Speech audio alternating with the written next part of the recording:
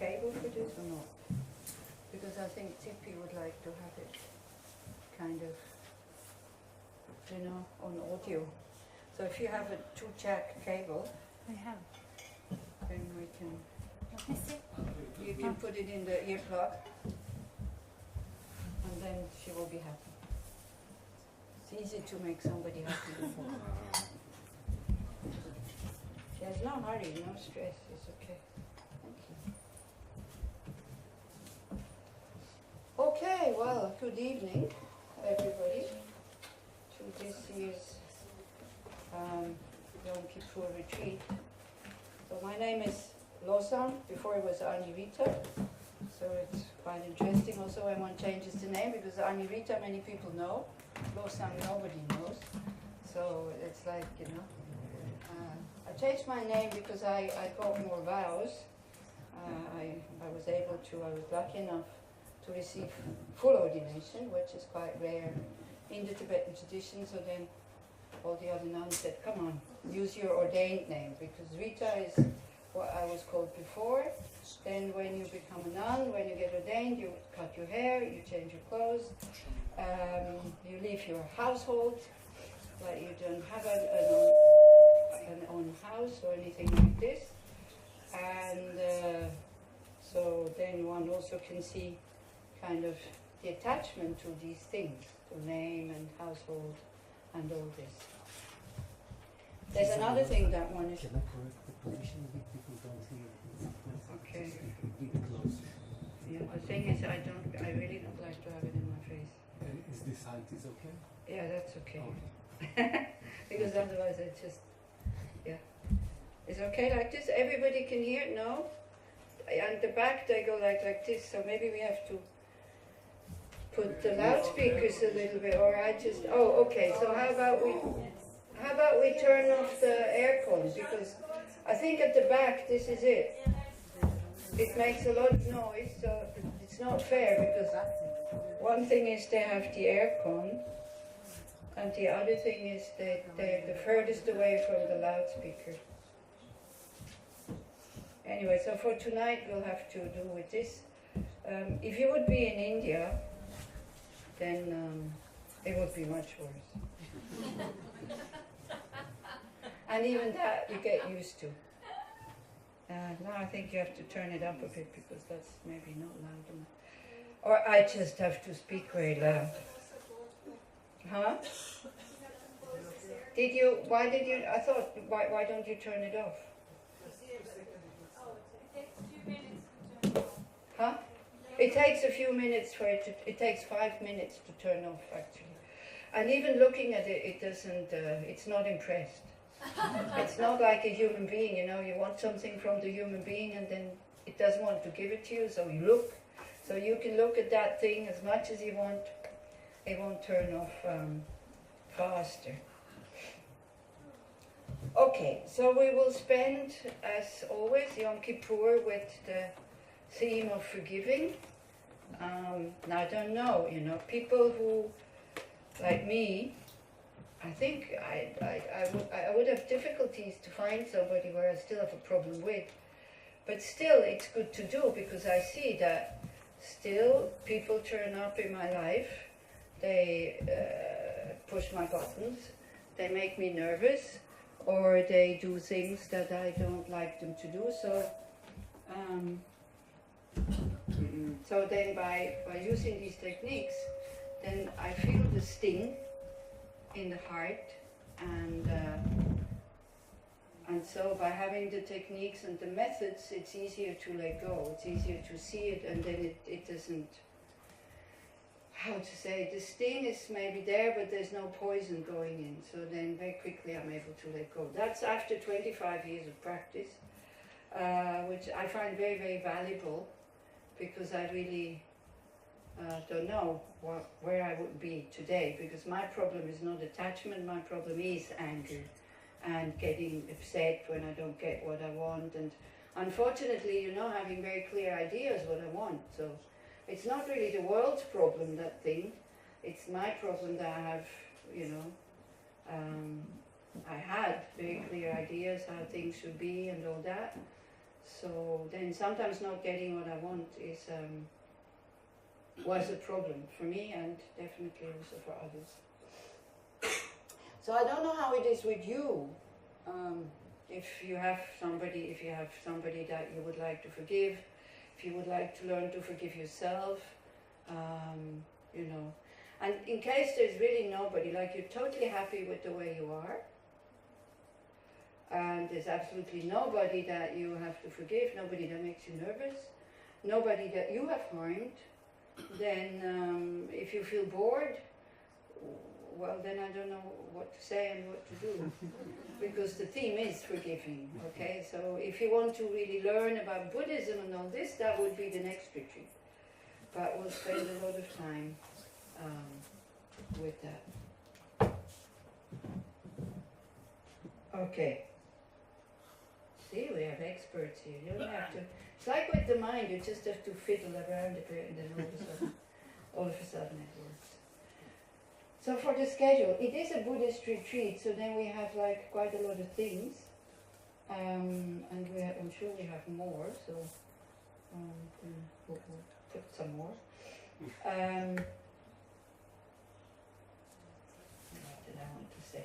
So for the schedule, did you? Where's David? Somewhere. Okay, at the back. Did you already talk about the schedule a little bit? Only a little. Okay. So this evening I will not talk that long because you all come from quite far away or close, but you may be worked, and so I'll let you go to sleep.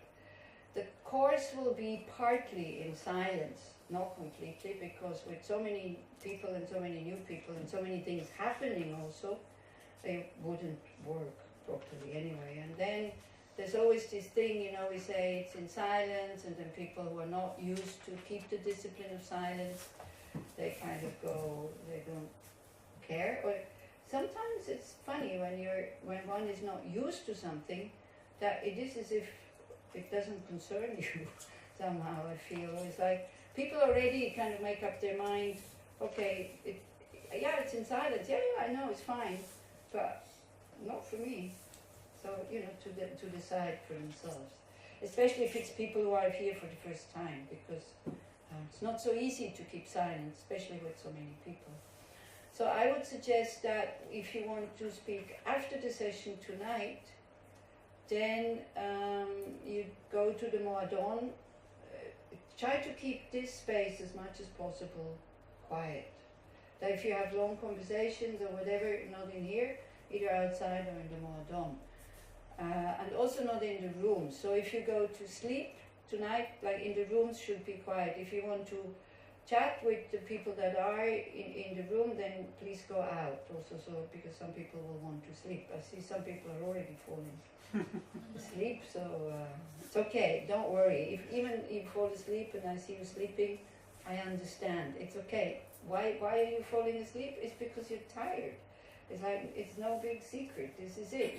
Most of you are doing too much, and then you're tired. So it's like, you know, coming here and then you go, yeah, because for the next 2 days, most of responsibilities is being taken off your shoulder. And also here you don't have to be special, you don't have to be anybody very capable or not capable. If you're beautiful or not beautiful, nobody really cares. You can just be the way you are. This is what one is trying to do. Is like, you know, if you're a very difficult person, very good, because then maybe those people who don't have anything or anybody that makes them nervous, then they have somebody, so they can work with something, otherwise it's going to get very boring. If you're a very easy person to get along with, also very nice, because you're not getting on anybody's nerves, you're not making anybody nervous, so this is what we're trying to do. However people are, is fine. Because there's always a way to appreciate either, as I said, you know, somebody who's very easy, somebody then it's no problem, and people who are not so easy, then one works with it. So everything is okay. So I'm sure everybody thinks, oh, good thing I'm not a difficult person, isn't it? Nobody thinks that they are a difficult person. This is, we only see it in others. But sometimes we are. We can also feel that we are getting on other people's case. So when you go to bed, when you go to sleep, the silence starts in your room until lunch tomorrow. Is that okay? So in the morning also silence. Why silence? Well, from the Buddhist spiritual point of view, the mind really calms down, and there's another very big advantage. You don't create negative karma with your speech. Yeah, because you don't lie, you don't exaggerate, you're not hurting anybody's feeling with your speech. You're not creating disharmony because somebody says, oh, this person is also here. Wow, she's so nice. And then because you have another opinion of the person, say, oh, you know, maybe you don't know that person, the way the person really is. So all of this is out. You're not putting your opinion in anybody else's head about other people. So again, we just let people be the way they are, because it's good enough. The way you are at the moment is good enough. I know we're here to transform, but the way we are right now is okay. That's it. That is something that we have to learn. Silence also, it's nice, you know, our world is so full of noise and chatter and information and all this. So it will feel uncomfortable almost at the beginning, because we're so used to communicate all the time, especially when you're eating. In silence, it's like if you're not used to that, it can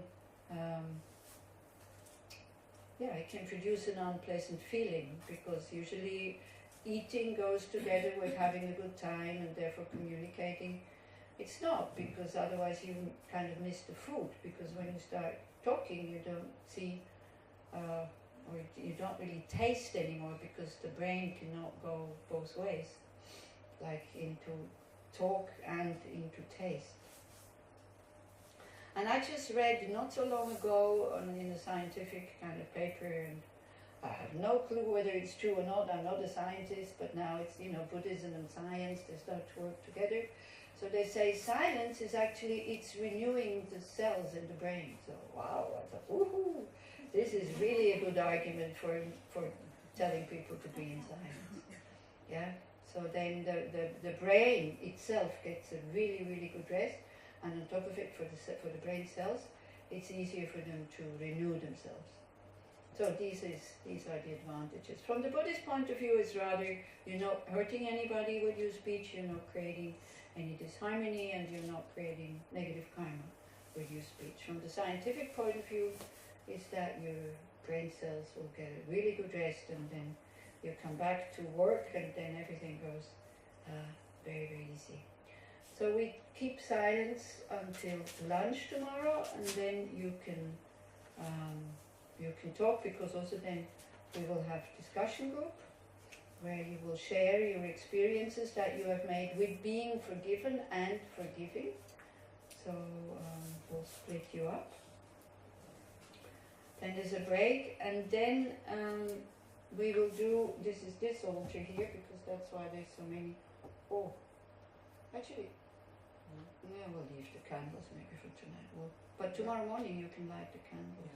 Yeah.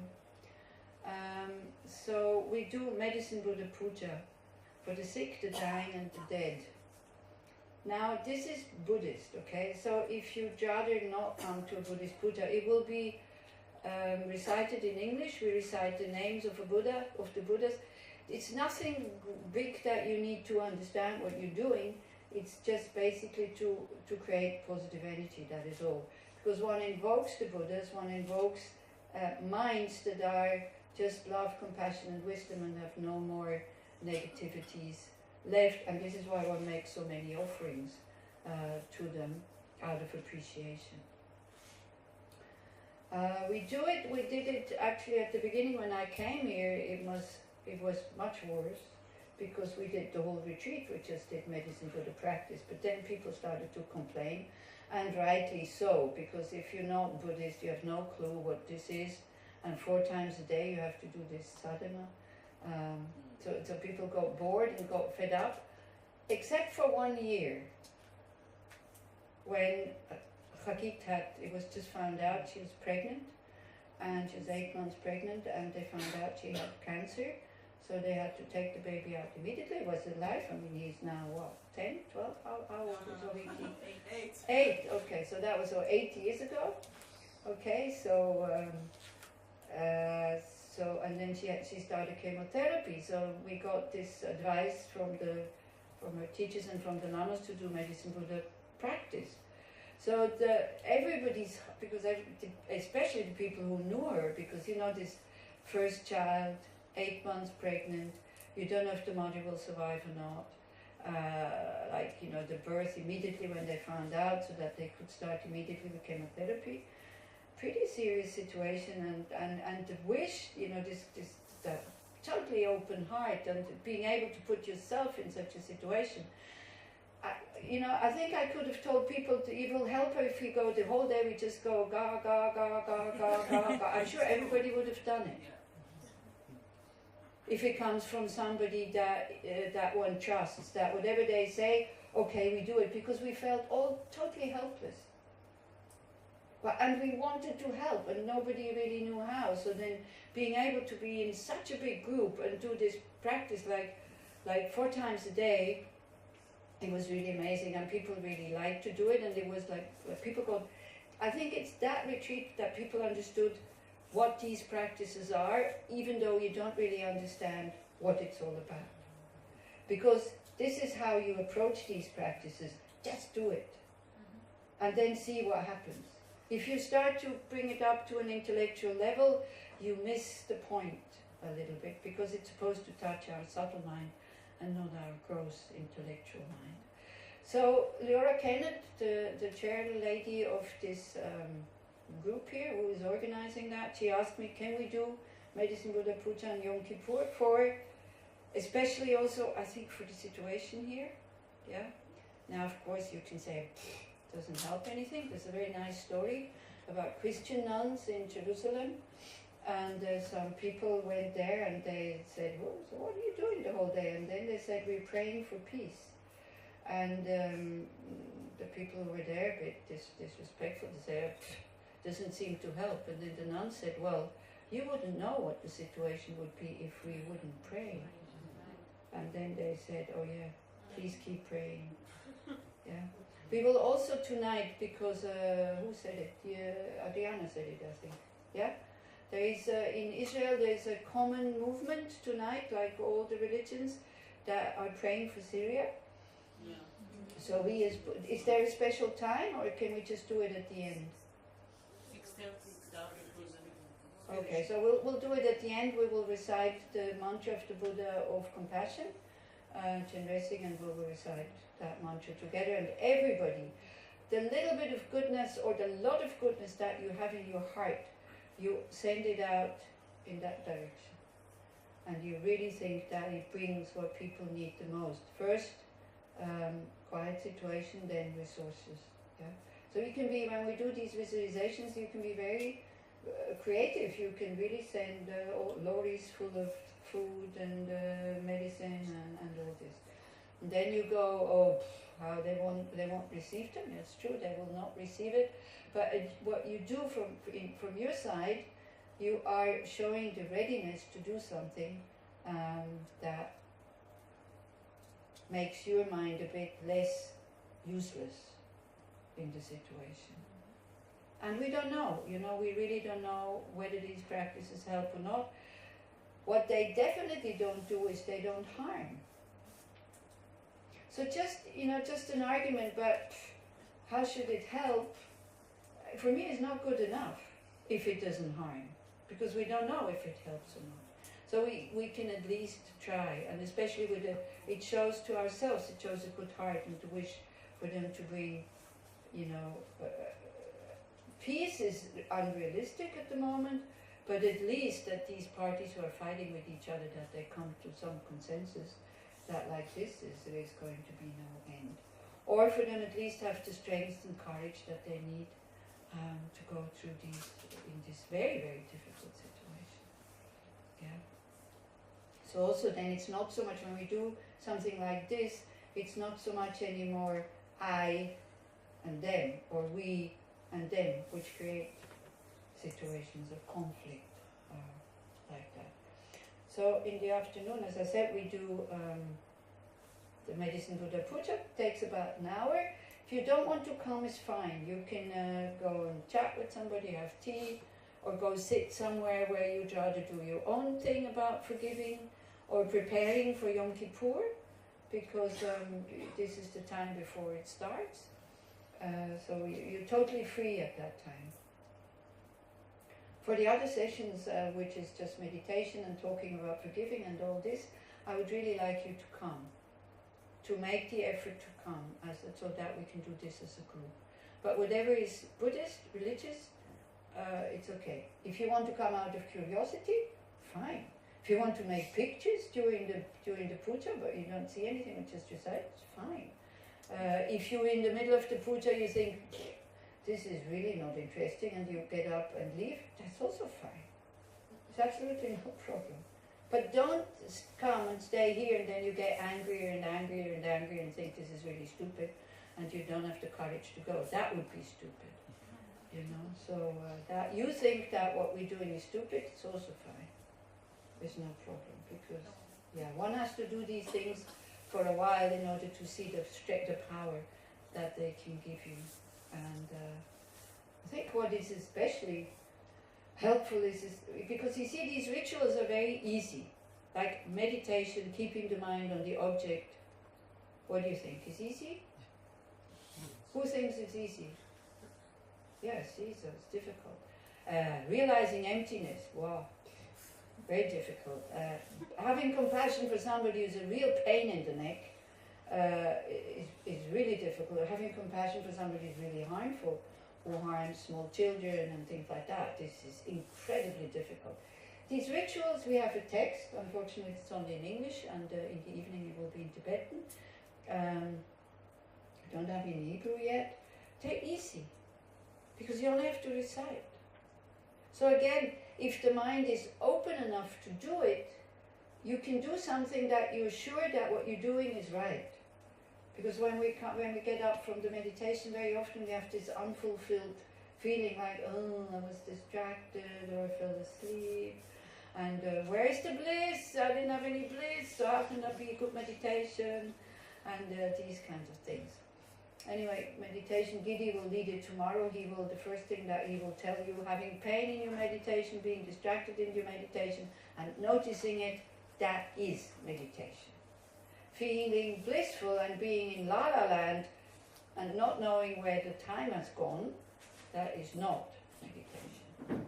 Okay, so don't look for pleasant feelings, neither in the forgiving, nor in the meditation. So again, don't put yourself under pressure. Whatever comes up, then it's fine. Why? Because it's impermanent. It passes. You can't hold on to it. Pleasant, unpleasant, it's all moving all the time. Okay, so that's for the puja. Then the dinner, is it at 5 o'clock? Where is it?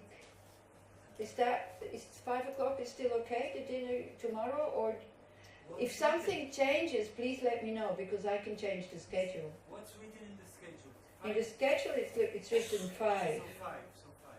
Yeah. Okay, 5. Then now is interesting fasting kind of things. Here we have no fasters, people who will just eat 3 times a day. So you don't have to show your hand, because then you think, oh, now she wants to know who is not courageous enough to fast. No, I don't care. You want to fast, you fast. You don't want to fast, you don't fast. It's okay. But I was actually talking to Itzik, and I said, what do you think? If we would just not serve breakfast tomorrow, even for the people who don't want to fast, how would you feel? I mean, now, if you fast, don't say, yeah, it's fine. Because of course it's fine, because you're not eating. But the people who are planning on having 3 meals, we're not doing it tomorrow because we didn't tell the kitchen, but maybe for other years. We can make a survey here. If you have decided not to fast at all, would you feel terrible if we say that there's no breakfast? After this huge dinner? You think you could survive? Not sure, eh? What? No, So maybe next year we just You could skip just put breakfast. fruits. Yeah, you could put fruits. Well, in there's one the lunch. fruits and there's the cookies and there's all these kind of things. Yeah, there's a lot. But anyway, I think because the kitchen has not been told, so they probably prepared for breakfast tomorrow. But next year's we can. It's not about tomorrow, the day The after. day after tomorrow. Is it? Oh yeah. Sorry, it's not tomorrow. It's the day after tomorrow. See already. She's not giving us breakfast tomorrow. And there was only lentil soup and some flimsy salad. I usually have a big dinner, like with, chips and all this. Okay, don't worry, tomorrow 3 meals. Go. Oh yeah, good thing. But anyway, so for the day after tomorrow, so maybe we can tell the kitchen they don't need to make breakfast. It would make it a bit easier because the whole counting, is like, because there's some people they will do full fast. It would be easiest if everybody would do that, but you can't force people, as we said. But then there's also the Buddhist fast, where you usually do this twice a month, full moon and new moon, and it's in order to cut through your attachments, or at least to see them. Because you see, as long as you have whatever you want, we don't see that we are attached. We only sort of see the attachment and getting nervous when there is not so much food. Like if you are living in a Buddha, like as a nun, if you are living in a Buddhist center where they always cook enough and there's no problem, and you're so noble and you let everybody go first, but it's me, okay? You let everybody go first because there will still be food in the pot and all this. But if you are in a center where they're calculating really well and you're not so sure, all of a sudden you feel that this being noble and always letting other people go first, all of a sudden it's like not so easy anymore, and you start to get nervous, especially when also the dessert at the end when you're last, it's always gone. Then it's like, then you start also maybe I should put something away before, go to the kids, say, can you just put something away for me or something like that. How much we react to food, this is amazing, I mean, it's like how much attachment we have to food. Because I remember one year to Shita, it was the Buddhist fast.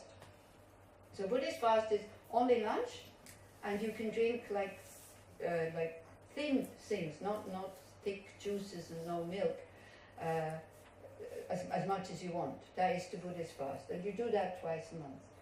So and we usually do it like full moon, new moon, or in the course, like the last day. And so there was an audience of the Dalai Lama next day, and we didn't want people to go out of the course because it was like meditation, it was in silence. So I gathered all the passports and I said, okay, I'll go down and try to register you, because it's difficult. Usually they don't accept, usually they want to see each person, but they kind of know me, so maybe I said I'd try. I said, please put some lunch away for me, because I was going down in lunch break. I came back, and then it's like, no food left. I behaved as if I would starve to death, but never given food again, because there's no dinner, and already I don't eat breakfast anyway.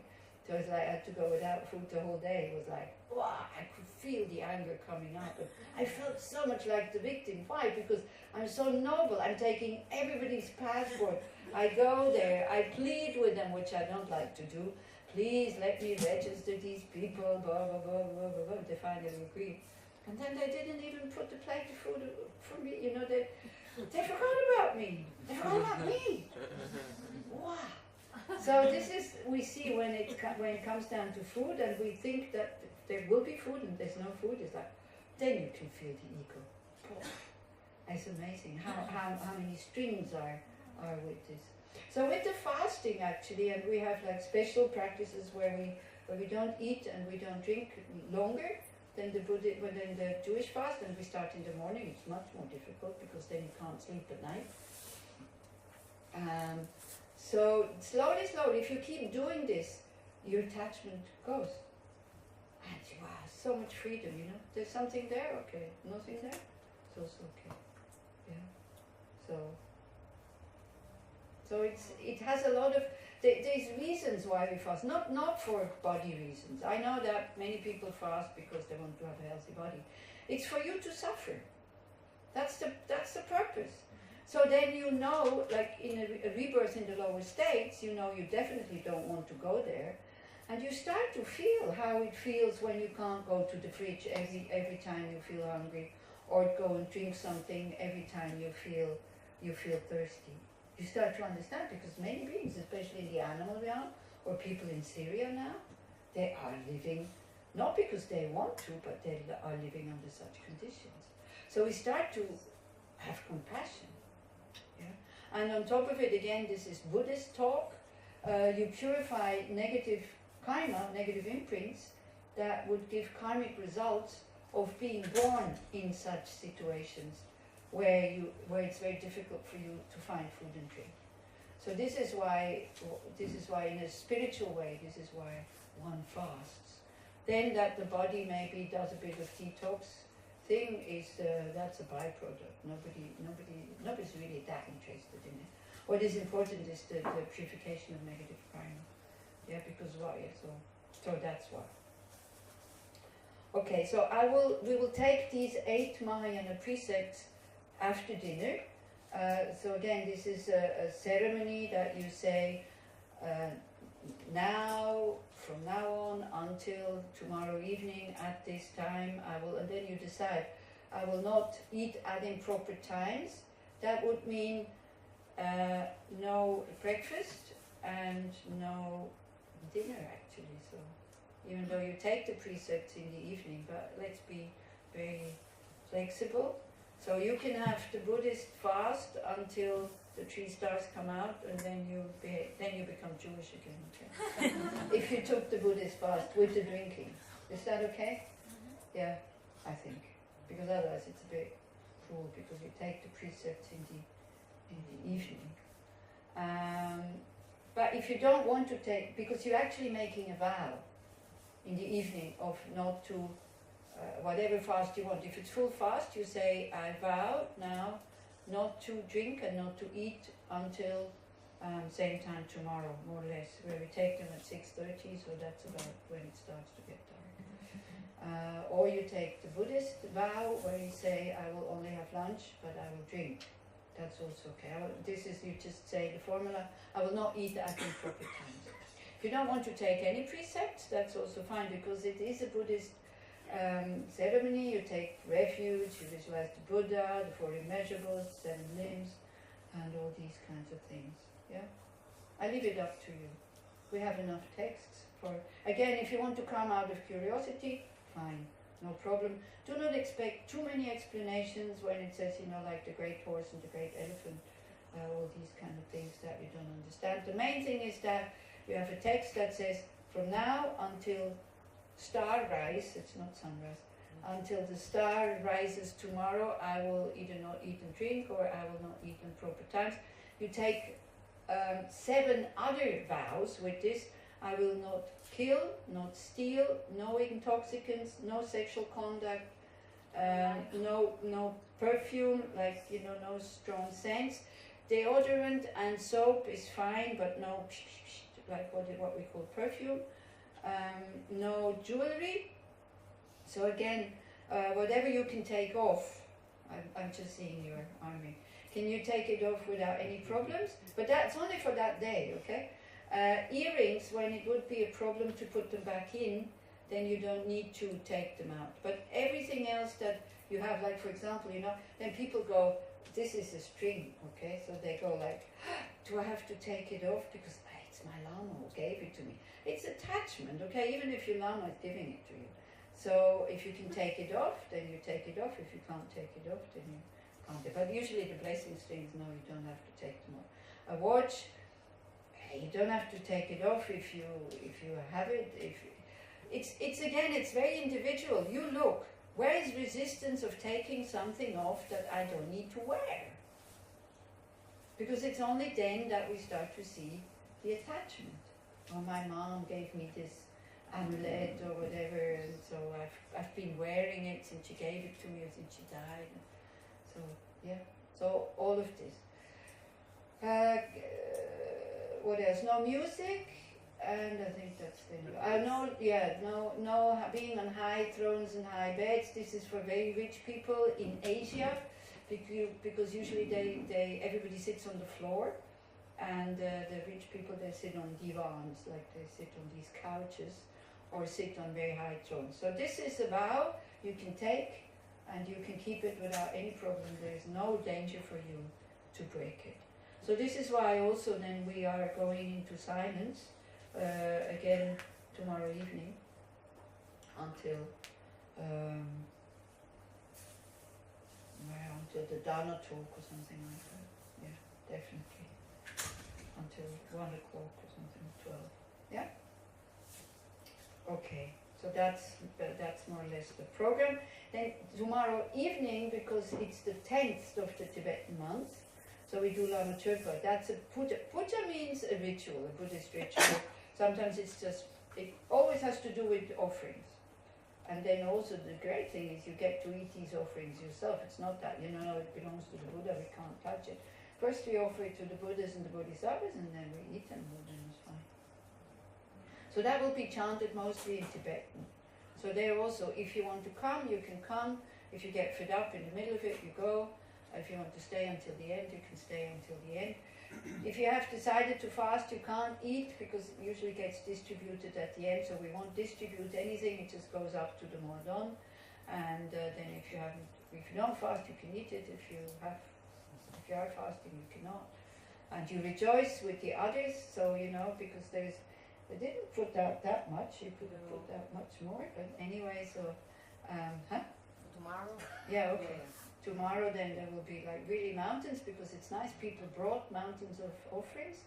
It's great, it's like, I was really touched how much you brought, it's beautiful. And so all this usually gets distributed. So if you see, then again, you took the vow to fast.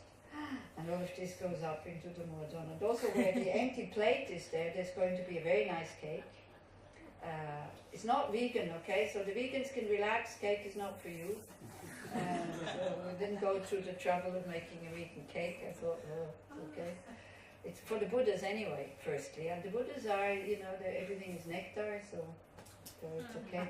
So when you see these things, or the vegan things over there, when they go, everything goes up there, and you have taken the fast, and you see people going, no, you're not those people who don't fast. And you feel like, I wonder if something is left tomorrow. Then you say, then you rejoice. You rejoice that you have taken the vows, and that somebody else can eat it. And please don't be like me. At one point in France also, because you can't take precepts, you cannot, and so of course me, the great nun and everything I took, and they had exactly my favorite dish for dinner, and it was only that I came into the dining room and I went like, oh no! So I still react like, that was quite a few years ago. So but I saw the reaction and I went, you're stupid, you can't eat it anyway. So rejoice with the people who can eat it. They can eat your portion as well, and then you feel a little bit happy. And also in the evening, it's not evening here, is like more during the day. So if you feel hungry and if you feel thirsty, then you think, now I would go and eat something. But now I can't. So one thing is, I am practicing determination, discipline, patience, and generosity. Because whatever I am not putting in my body, somebody else can eat it now. Because if I put it in my body, it turns into pee-pee caca, and then it's no good for anybody. So, but whatever I leave, even if it's not eaten and it goes into, throw it out or something, it's ants and other bacteria and all these things. And whatever is left, then you can take home, or we use it for the next course. So this is why we take the vows, because if you don't take vow, I'm sure, like for the Jewish people, if you're used to fast on Yom Kippur, it's like you don't need to take vows, because it's totally very one-pointed that I will not eat and I will not drink. If you don't have this habit, like me, I'm not Jewish, so if I don't take the vow in the morning and I feel hungry in the afternoon, if I just decide not to eat and not to drink, and there's no spiritual, no religious meaning behind, I'm thirsty, I drink. I'm hungry, I eat. So this is what the vows are for us to feel really good that we said, okay, I decided something, it was difficult, but I stuck to it. And this gives you a good feeling of self-confidence and space and, a good feeling, basically, which we don't have so often because, me, I'm weak, so if I don't, I give up and think, So, but with the vows, this is great. It's really, it really protects us from breaking the promises or breaking the determination that we've actually decided to do. So this is why one take vows. So for the vows you can come or not. Lama Chöpa you can come or not or have the evening off. But if you have the evening off, do you think it's okay if I ask you to be in silence if you're not coming to the puja? Yeah? Of course, some say, Oh, the people who come to the puja again, they say yes, of course, because they will be singing, they will not be in silence. But you can take time off, you can go to sleep, you can go for a walk, you can do your own thing, Jewish Yom Kippur, what is meaningful for you, or you can just ponder on who, trying to find somebody that you want to forgive, or trying to find somebody that you have hurt. Because that's another thing that I think is very important on Yom Kippur. It's not just other people forgiving me, but also I want to forgive other people that have hurt me, but also by asking for forgiveness, which is like an art. We will talk about how to do that because it's difficult. It's not easy.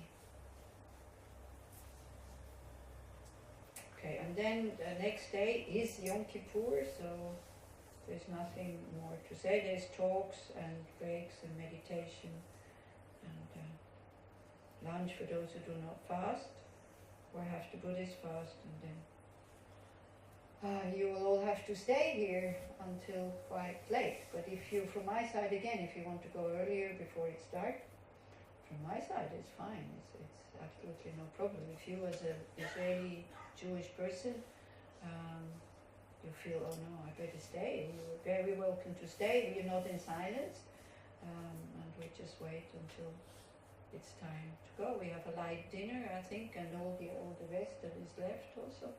The cake will only be served for dinner. It will be put away, hidden away. So like that. So that will be more or less the framework.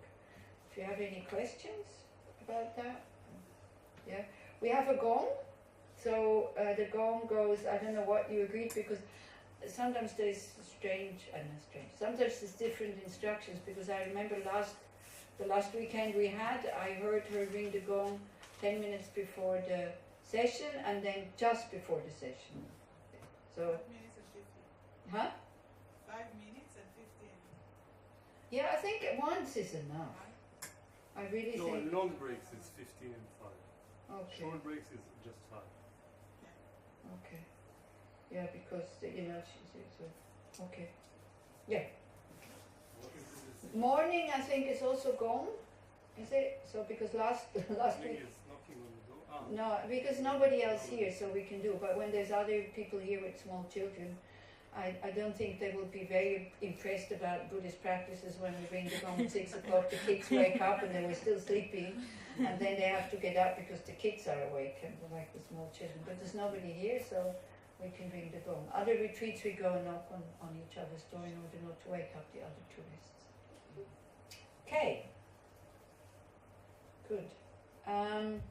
For if I talk too fast, which I have a tendency to do, please interrupt me and tell me, sorry, you're going too fast. I will try to go slower. I will go slower for 5 minutes, but then probably the habit kicks in again. So please just let me know. If there's anything you don't understand because of language, then we try to do something about this. Everybody understands English quite well, very well. English is not my native language, so I have a very simple English, so I'm not very